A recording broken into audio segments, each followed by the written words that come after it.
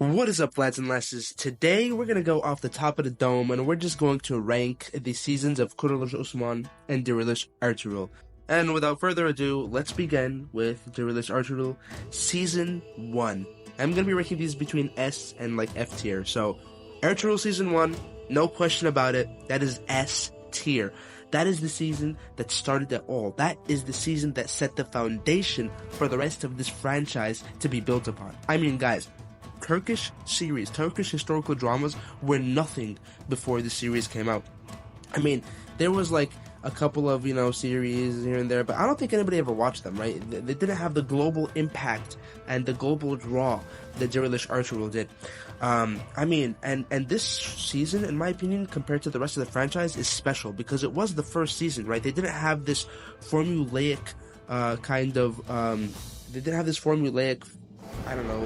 way to do everything, right? I think around season 3 of Ertugrul is when they kind of fine-tuned their formula. You can kind of notice, you can kind of tell like what direction the show was going into and what to expect, right? But season 1 was special for many, many reasons. Number one, the storyline was absolutely amazing. I mean, it was different. I mean, there was a reason why this show stood out in a field full of different historical shows that have been produced by Turkey in the past. The storyline was fantastic. It was relatable. They developed and built it in a way that could be relatable to anybody, right? It wasn't very specific to a certain demographic or a certain people.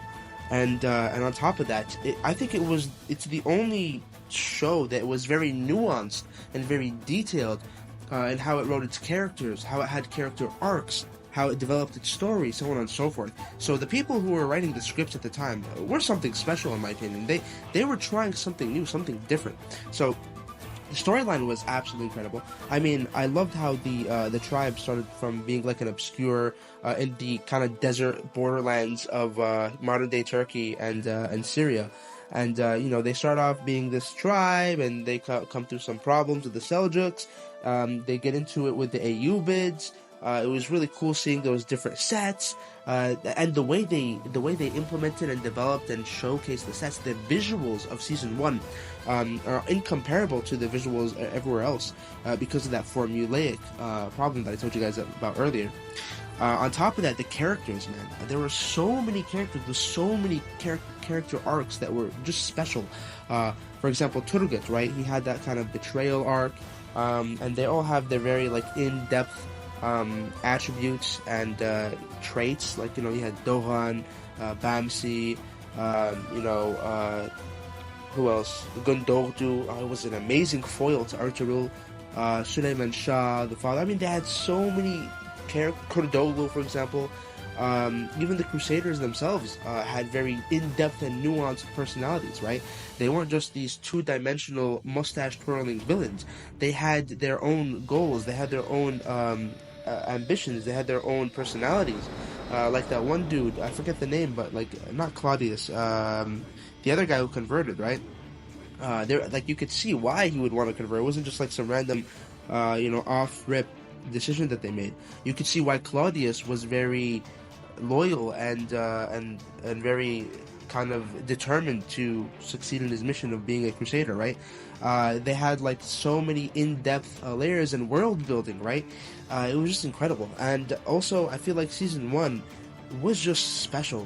You go back and watch all the other seasons or watch clips, and season 1 just has that, I don't know, that X factor to it that just is different to all the other seasons.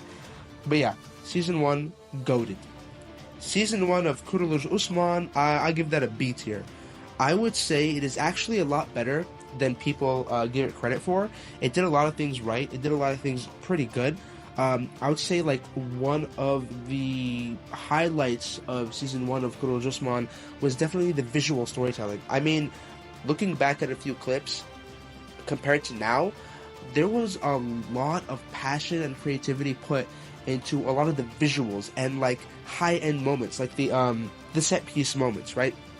In all stories and all movies, You have like a storyline, there's build up, and then there's the climax, right? The set piece. And I feel like Kurulus Osman absolutely executed those set pieces amazing. I'll give you 3 examples.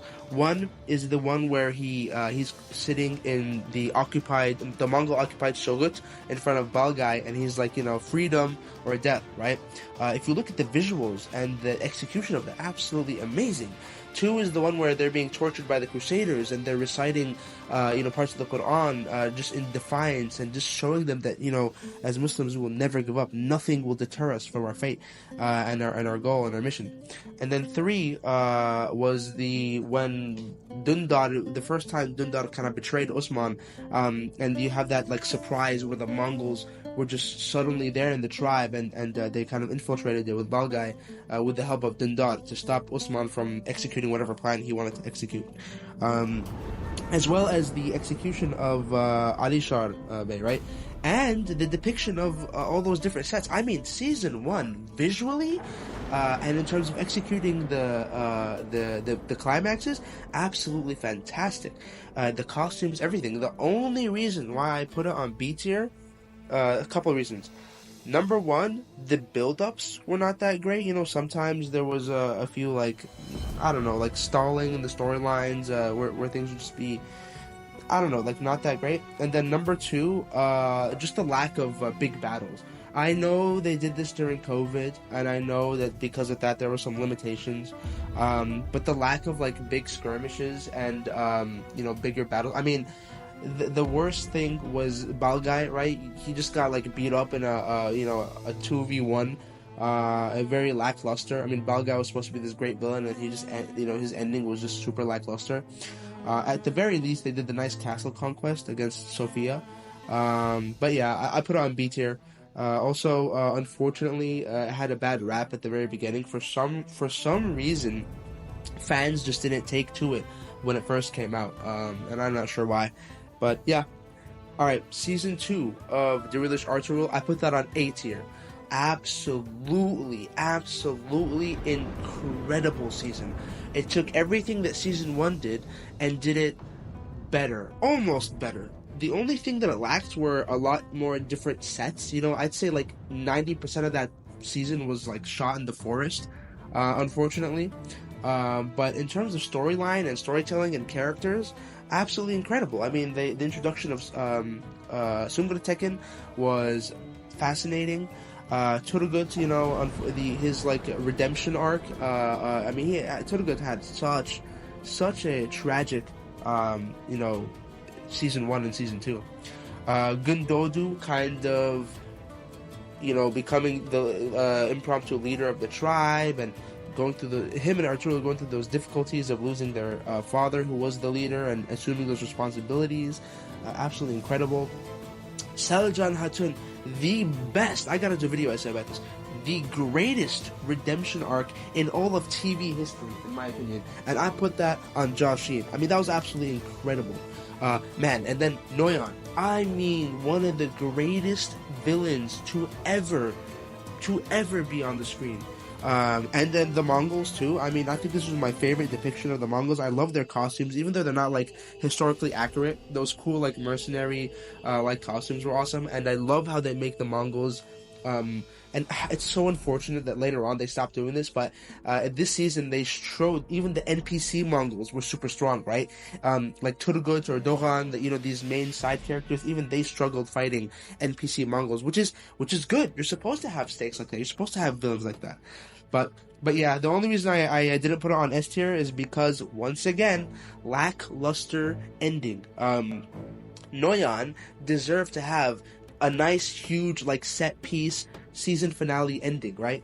But no, unfortunately, they ended it with Ertugrul just beating him up in the middle of the forest, and it was just that's the only reason that I put it on A tier instead of S tier.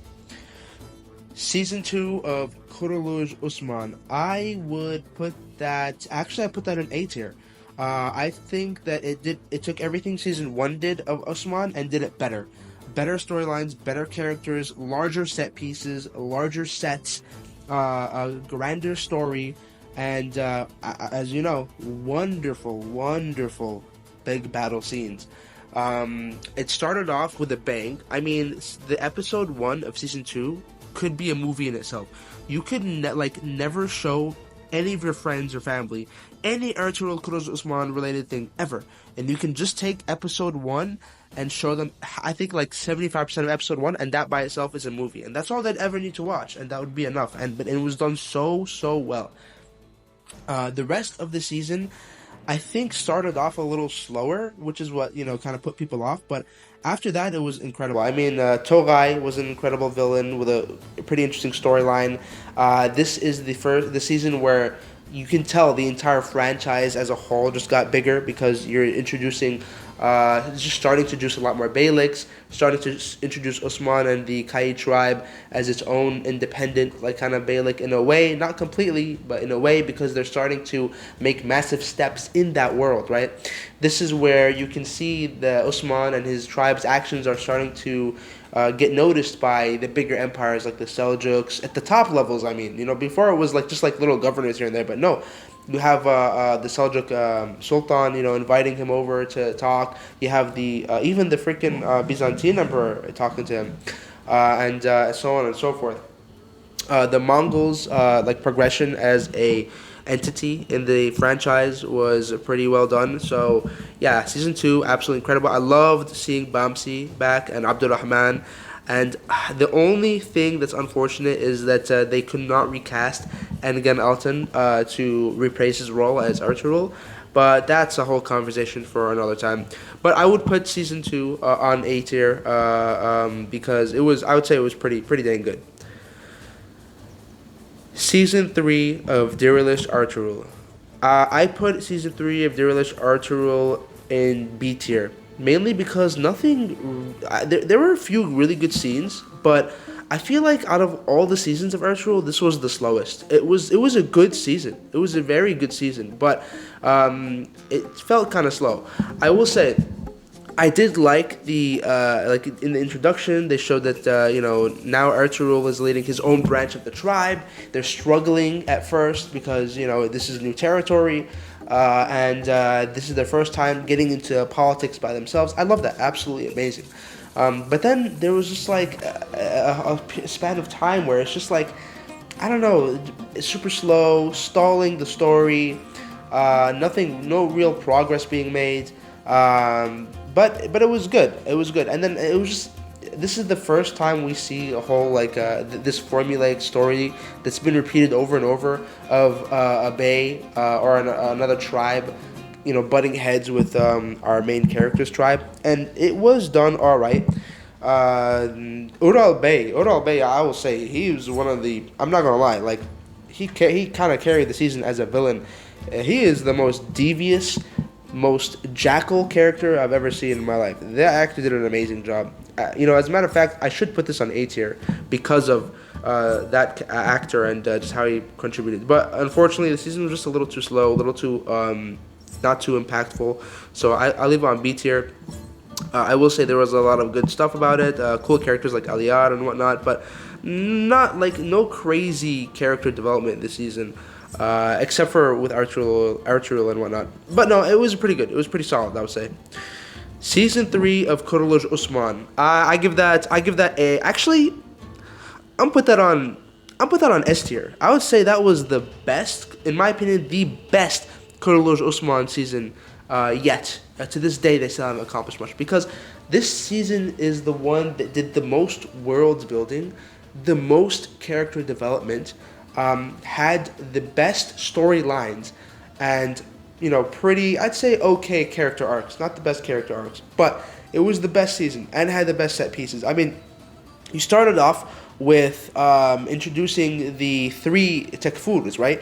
3 Tekfurs who were actually MC villains, right? Normally you'll have the one governor, and then the other guys are just NPCs you barely see, but no, you had 3 guys, Rogatos, Nikola, and then I forget the name of that other guy. He's Mikhail, right? Mikhail Koses.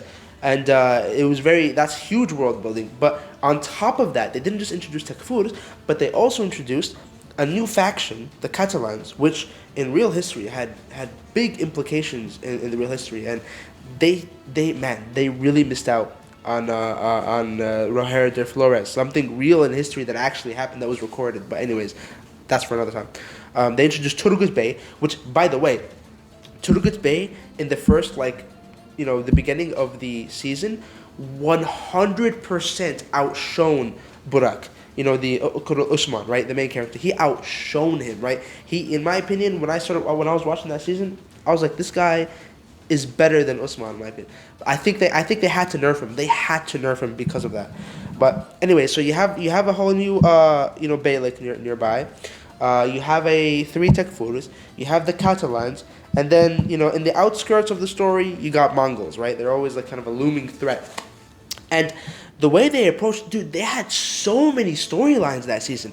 They had the three Tekfur storyline, they had the Trader storyline, they had the Turgut storyline, they had the Geyhatu storyline, they had the Alem Shah storyline, which was the Alem Shah storyline was like, I don't want to call it a recycled version of Sadaddin Kopek's storyline, because it was, yes, kind of recycled, kind of inspired, but they did it in their own way.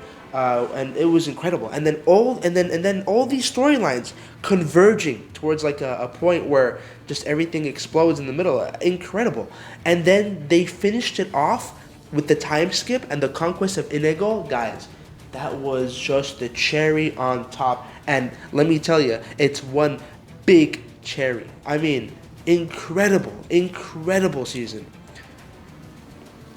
Dirilis Ertugrul season 4.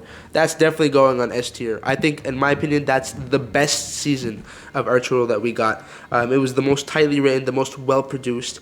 The finally like a storyline like that was spanning like 2 or 3 seasons. Long term storytelling. The Sadaddin Kopek storyline finally closed there, and they closed it absolutely perfectly, right? You had the return of Noyan, which was incredible. Cool to see Mongols towards the end again. And you had the entire, like, the Seljuk and the Sultan storyline. And Ares, amazing villain, man, with an amazing storyline and character arc. That one, I swear to you, that one put me to tears. When he like kind of finally realized the truth and converted. They did that so well. I've never seen any like kind of conversion story ever, like not just like from like Christian to Islam or whatever, but like from bad to good. Never have I seen something so well executed. And this is where like Ertugrul himself, like this is where his character growth really comes into play, because he's just getting higher and higher in the political spectrum. And yeah, it was just, in my opinion, that was the best season, most well produced, best set pieces. Really good cinematography, really good story arcs. I love the Dundar growing up and getting into the different situations he got into. It was just incredible. I think it was the best season. Season 4 of Kurulus Osman. Unfortunately, this one is going into C tier. This is where things really start to drop off for Kurulus Osman. It was actually not a bad season in itself. I would say it was the last like good season, but it had a lot of amazing potential. It had a lot of amazing story line potential and build-ups, and potential character development. But it really dropped the ball. It's like imagine if I I'm on the basketball court. I juke up a couple of guys, right? I'm like, it's a 3v1, I get past them, I'm about to hit the layup, and I totally miss the layup. It goes over the rim into the crowd. Like, what the hell did I do? They dropped the ball with every single storyline, every single character arc that was building up, had amazing potential. The only thing I would say that they did incredibly well was the build-up of Orhan and Aladdin. Those kids were amazing actors. I mean, they played their parts absolutely fantastically, as these princes of a budding new empire that's about to begin. And I would say the adult actors did not do them justice. These child actors did a lot better portraying the sons of Osman than the adults. Actually, I would say Aladdin actor is good. Orhan, I'm sorry, bro. You're lacking. But anyways, season 4. Okay, so you had the Walide Sultan arc, right? that was an incredible story, very deep, very nuanced. Where like the mother, you couldn't really tell. This is what I love about this character. I think she's one of my favorite villains because she wasn't like good or bad, right? She had the best interests of like the people, but at the same time she wanted to make sure. I mean, the only evil or villainous thing she had ever done was not for herself but for her kid. She was just trying to make sure her kid, an unfortunate guy who got born into like royalty, that always, like, heavy is the head that wears the crown, right? That always comes with problems, and she knew that, and she wanted to do her best to make sure that her son comes out of this whole political, I guess, battle the best. But yeah, she was an incredible character, I would say. But the way they ended it was, I mean, like, okay, they had some arcs. She was good, she was bad, and finally it ended with, I don't know, like, they ran away and we never saw them again. Like, what? And then Aktemir, oh my gosh, dude. That dude should have had a better character arc. Yeah, like the whole love thing was nice, but they dragged it. They dragged it so hard. He finally became like a bay of a tribe. That they should have explored that, right? He should have had much more agency in the story, but like the build-up was fine, but then they just dragged the whole love thing, and then it just became whack. And then they disappeared off the show. Like, what? Osman and Bala, their story was okay. The Vikings, oh my gosh, bro. They had such an incredible thing they could have done with that. The Vikings were part of the Varangian Guard, and Olaf was very kind of like, I guess, reminiscent of his Viking heritage. They should have explored that a little deeper, but then no, he just goes and converts and then whatever, right? Which is, I guess, normal for Vikings, but I feel like they had a lot more potential with that. Bayındır Bey had a pretty cool arc, I would say. He was this greedy, evil guy, and then he started to become good. I see the error of his ways, but it wasn't. They didn't do it in a way that was memorable, because even now I can't jog my memory onto how they ended his storyline. So yeah, I mean, season 4. Oh my God! Almost forgot. Naiman. They brought they spent the entire season hyping this guy up. And then it's just he comes in with this huge army. They have this little itty bitty battle. It wasn't a real battle. It was like these one-on-one duels, which was fine, not a problem. But they, fights and battles, if done well, can convey a proper storyline, ending, character arc. I mean, we've seen this in anime millions and millions of times. Most anime, final battles are just like one-on-ones, right? But they're so incredible because the stakes are high, the emotions are high. The actual implications are high, but this one was just kind of whack, right? Fine, if you guys can't afford to do like an entire battle scene, even though you have all the guys there in the battlefield, fine. But the one-on-one with Osman and Naiman should have had more stakes, more implications, more character arcs, more development, whatever, right? And then on top of that, there was this underlying implication that he was gonna convert, or he had some interest in Islam or something like that, right? But they just never did anything with it. So and then I don't even remember how his story ended. That's how lackluster it was. So yeah, C tier, definitely a C tier for season 4 of Osman. Season 5, Dirilis Ertugrul, I give that a B tier. I think it was probably the worst out of all the seasons of Ertugrul, even though it was a good season in and of itself. I love the return of Gundodu and all that kind of thing, and it was pretty cool to see our characters after the time skip. We get to see all of our characters a little older, and we get to see some. We got to see Gunduz Bey, as like a young adult. I thought that the storylines were okay, a little lackluster. I thought that the characters were all right. But yeah, in my opinion, it was overall lackluster, and I think this season suffered in that there wasn't a real planned story set out for it. They were changing the script every other week, maybe due to ratings. But I would say in and of itself, not a bad season. So definitely gets a B tier. Anything notable from that season that I can remember? I would say that Dragos was definitely a very unique kind of character, and method of portraying this kind of whodunit storyline. I feel like they should have kept it a secret and had us kind of be surprised too. I will say Dragos' lackey, I forget his name, but he was a nuanced character. He wasn't good or bad. It was very interesting to see. I wish they did a little more with him, but unfortunately he just got killed. It's like he was a good. It's like he was a good guy, but just too loyal for his own good. And then who else? That one guy, Al something. The Mongol. He was probably one of the best Mongols I've ever seen. He's the only guy who actually looks like a Mongol. He had that crazy aura. Not gonna lie. And I loved when he did that tribal raid scene. Was unforgettable. I'm never gonna. That's like an incredible scene that they filmed. Usman's like the young actor for Usman, iconic. That guy was a beast. Can't even lie. But what else? I don't really remember much else from that season other than that. But yeah, a B tier. Season 5 of Kurulus Osman. Come on, guys. We know this is D tier, guys. This is so bad. Like, I'm currently still watching it, and I'm struggling. And it suffers the same thing that it's everything I said about Season 4, but 10 times worse. This time, they didn't even have good build-ups. They have potential for good build-ups, but they didn't even do the build-ups right this time. I think everyone knows how bad of a Season 5 was. It's just so unfortunate. They could have done so much better with it. But that's about it. And then Season 6, y'all already know. It's not even worth talking about. This filler season, bro. This season did not actually happen. It wasn't even a dream. It's just a filler season. So yeah, that's like below F rank, if that's even possible.